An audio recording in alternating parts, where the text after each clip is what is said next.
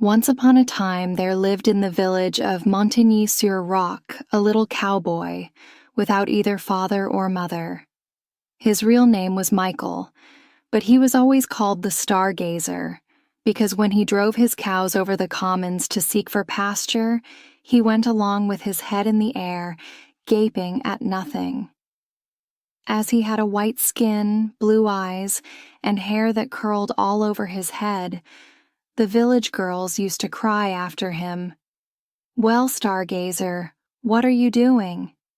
And Michael would answer, "Oh, nothing," and go on his way without even turning to look at them. The fact was, he thought them very ugly, with their sunburnt necks, their great red hands, their coarse petticoats, and their wooden shoes. He had heard that somewhere in the world there were girls whose necks were white and whose hands were small, who were always dressed in the finest silks and laces and were called princesses. And while his companions round the fire saw nothing in the flames but common everyday fancies, he dreamed that he had the happiness to marry a princess. One morning about the middle of August, just at midday when the sun was hottest, Michael ate his dinner of a piece of dry bread and went to sleep under an oak. And while he slept, he dreamt that there appeared before him a beautiful lady, dressed in a robe of cloth of gold, who said to him, "Go to the castle of Belle, and there you shall marry a princess." That evening the little cowboy, who had been thinking a great deal about the advice of the lady in the golden dress, told his dream to the farm people. But as was natural, they only laughed at the Stargazer. The next day, at the same hour, he went to sleep again under the same tree. The lady appeared to him a second time and said, "Go to the castle of Belle, and you shall marry a princess." In the evening, Michael told his friends that he had dreamed the same dream again, but they only laughed at him more than before. "Never mind," he thought to himself. "If the lady appears to me a third time, I will do as she tells me." The following day, to the great astonishment of all the village, about 2 o'clock in the afternoon, a voice was heard singing, "Raleo, raleo, how the cattle go." It was the little cowboy driving his herd back to the byre.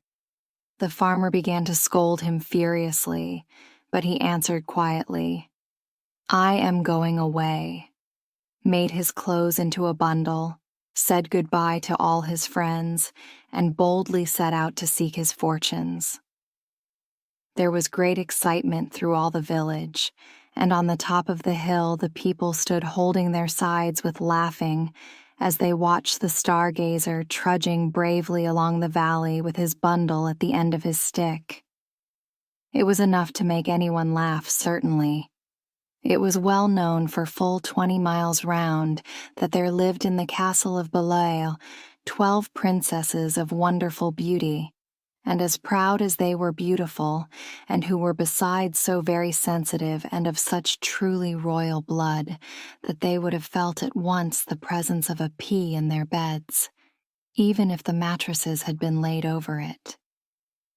It was whispered about that they led exactly the lives that princesses ought to lead, sleeping far into the morning and never getting up till midday. They had 12 beds all in the same room, but what was very extraordinary was the fact that though they were locked in by triple bolts, every morning their satin shoes were found worn into holes. When they were asked what they had been doing all night, they always answered that they had been asleep. And indeed, no noise was ever heard in the room, yet the shoes could not wear themselves out alone.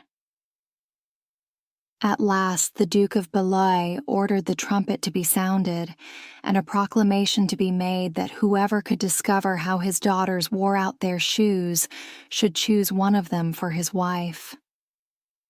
On hearing the proclamation, a number of princes arrived at the castle to try their luck.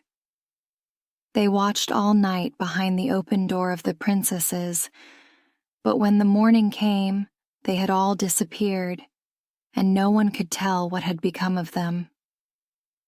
When he reached the castle, Michael went straight to the gardener and offered his services. Now it happened that the garden boy had just been sent away, and though the Stargazer did not look very sturdy, the gardener agreed to take him, as he thought that his pretty face and golden curls would please the princesses. The first thing he was told was that when the princesses got up, he was to present each one with a bouquet, and Michael thought that if he had nothing more unpleasant to do than that he should get on very well. Accordingly, he placed himself behind the door of the princess's room with the 12 bouquets in a basket. He gave one to each of the sisters, and they took them without even deigning to look at the lad, except Lena, the youngest, who fixed her large black eyes as soft as velvet on him and exclaimed, "Oh, how pretty he is, our new, The rest all burst out laughing, and the eldest pointed out that a princess ought never to lower herself by looking at a garden boy. Now Michael knew quite well what had happened to all the princes, but notwithstanding, the beautiful eyes of the Princess Lena inspired him with a violent longing to try his fate. Unhappily, he did not dare to come forward, being afraid that he should only be jeered at, or even turned away from the castle on account of his impudence. Nevertheless, the Stargazer had another dream. The lady in the golden dress appeared to him once more, holding in one hand 2 young laurel trees, a cherry laurel and a rose laurel, and in the other hand a little golden rake, a little golden bucket, and a silken towel. She thus addressed him: "Plant these 2 laurels in 2 large pots, rake them over with the rake, water them with the bucket, and wipe them with the towel. When they have grown as tall as a girl of 15, say to each of them, 'My beautiful laurel, with the golden rake I have raked you, with the golden bucket I have watered you, with the silken towel I have wiped you.' Then after that, ask anything you choose, and the laurels will give it to you." Michael thanked the lady in the golden dress, and when he woke he found the 2 laurel bushes beside him. So he carefully obeyed the orders he had been given by the lady. The trees grew very fast, and when they were as tall as a girl of 15, he said to the cherry laurel, "My lovely cherry laurel, with the golden rake I have raked thee, with the golden bucket I have watered thee, with the silken towel I have wiped thee. Teach me how to become invisible." Then there instantly appeared on the laurel a pretty white flower, which Michael gathered and stuck into his buttonhole. That evening, when the princesses went upstairs to bed, he followed them barefoot, so that he might make no noise, and hid himself under one of the 12 beds, so as not to take up much room.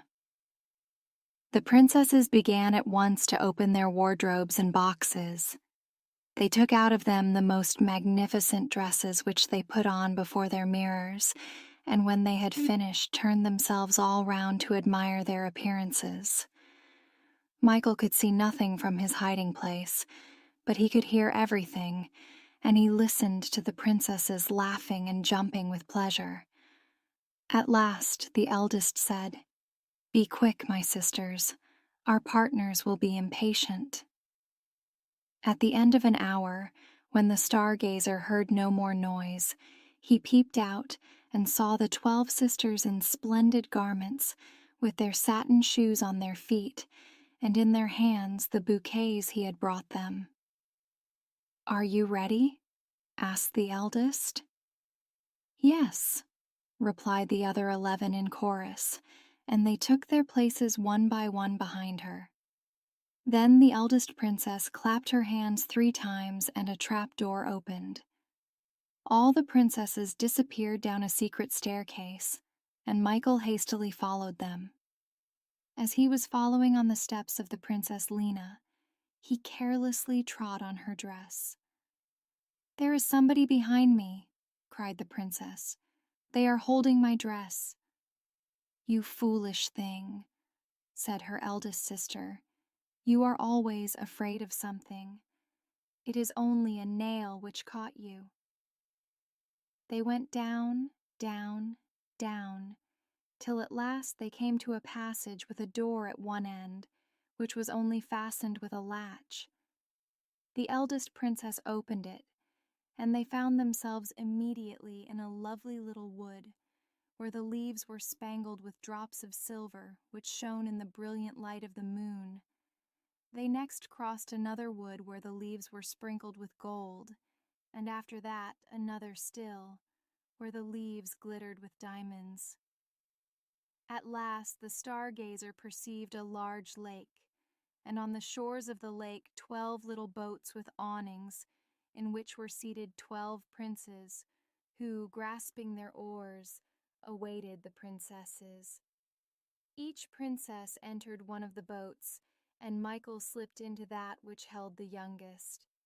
The boats glided along rapidly, but Lena's, from being heavier, was always behind the rest. "We never went so slowly before," said the princess.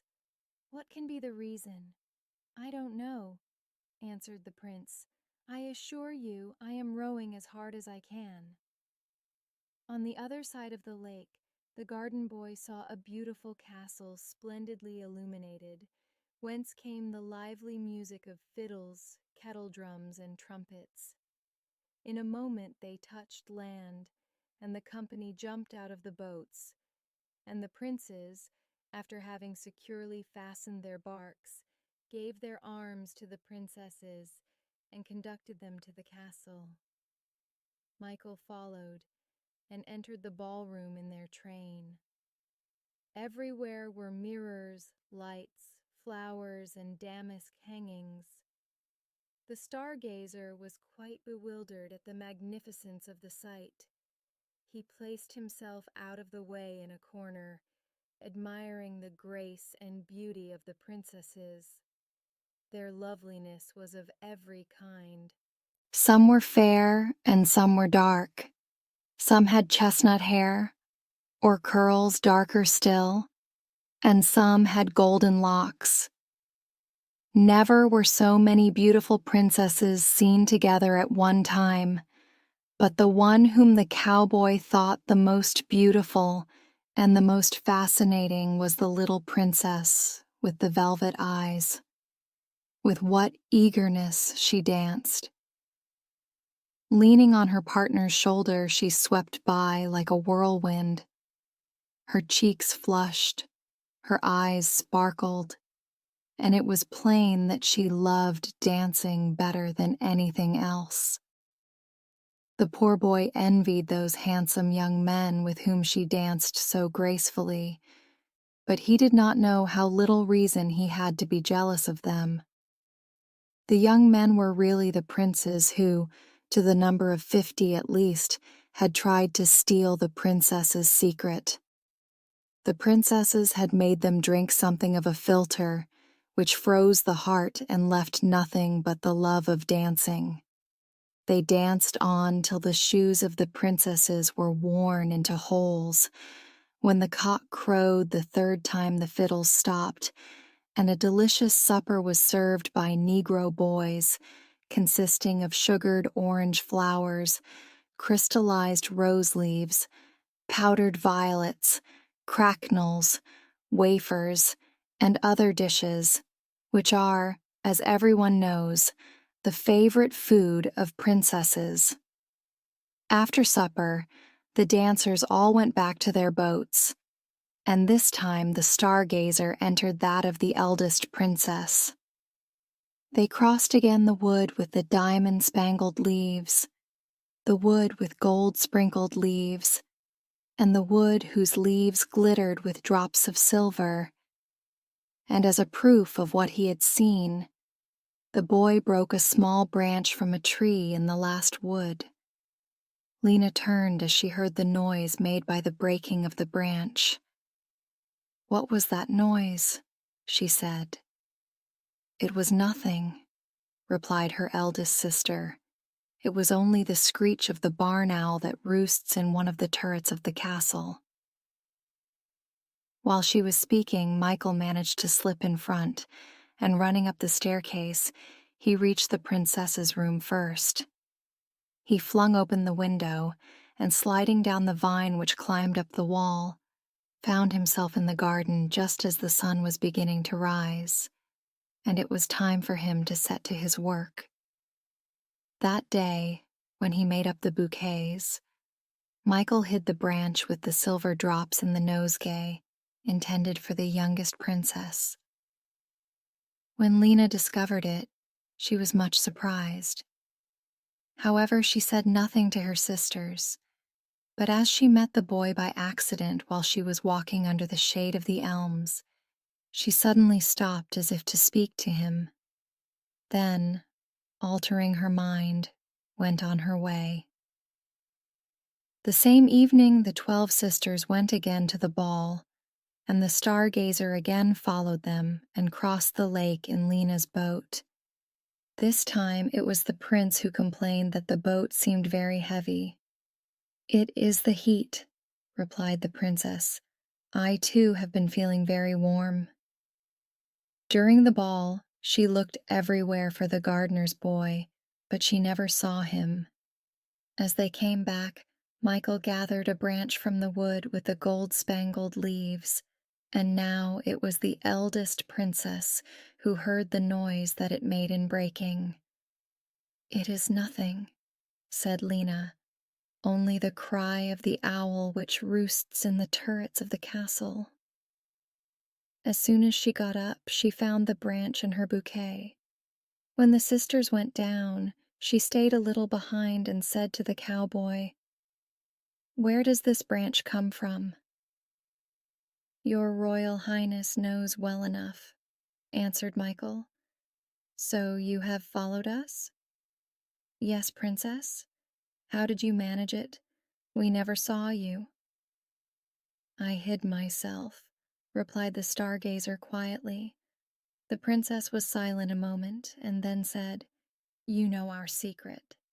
Keep it. Here is the reward of your discretion." And she flung the boy a purse of gold. "I do not sell my silence," answered Michael, and he went away without picking up the purse. For 3 nights Lena neither saw nor heard anything extraordinary. On the 4th she heard a rustling among the diamond-spangled leaves of the wood. That day there was a branch of the trees in her bouquet. She took the Stargazer aside and said to him in a harsh voice, "You know what price my father has promised to pay for our secret." "I know, Princess," answered Michael. "Don't you mean to tell him?" "That is not my intention." "Are you afraid?" "No, Princess." "What makes you so discreet then?" But Michael was silent. Lena's sisters had seen her talking to the little garden boy and jeered at her for it. "What prevents your marrying him?" asked the eldest. "You would become a gardener too. It is a charming profession. You could live in a cottage at the end of the park and help your husband to draw up water from the well, and when we get up, you could bring us our bouquets." The Princess Lena was very angry, and when the Stargazer presented her bouquet, she received it in a disdainful manner.